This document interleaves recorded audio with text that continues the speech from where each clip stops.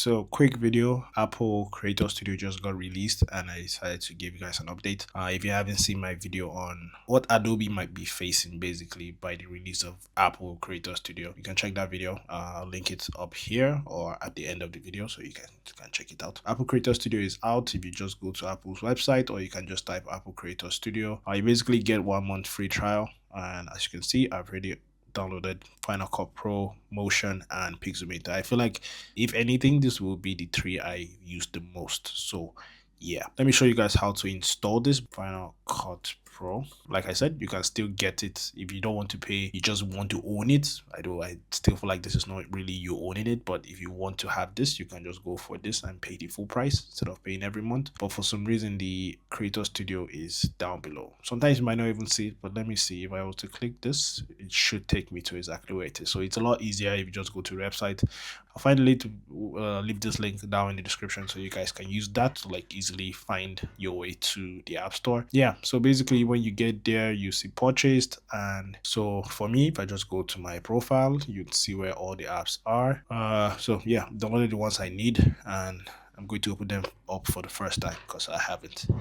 So this is me opening it up for the first time to see what it's like. So click continue. My internet is kind of slow. Yeah, so unlock Final Cut Pro and more free for 1 month. And I don't know if you guys can notice this. It's the currency is slightly cheaper for me. I think this is Adobe.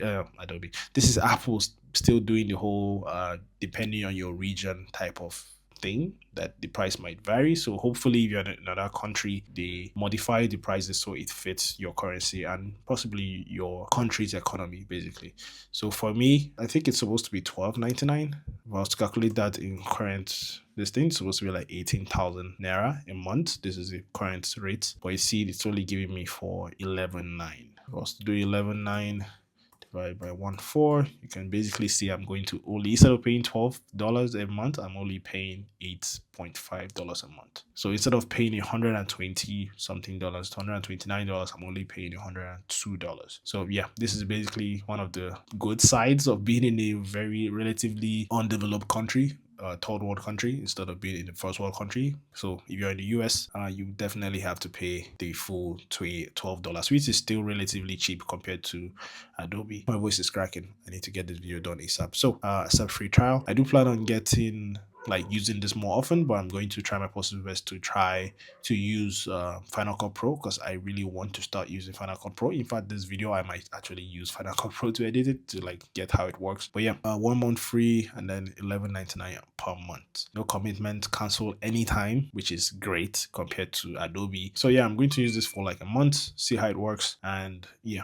I'll let you guys know if it's actually worth keeping. But for now, like you can see, I'm only going to use 3 apps out of the, I think 10 apps, but I'm only going to use like 3.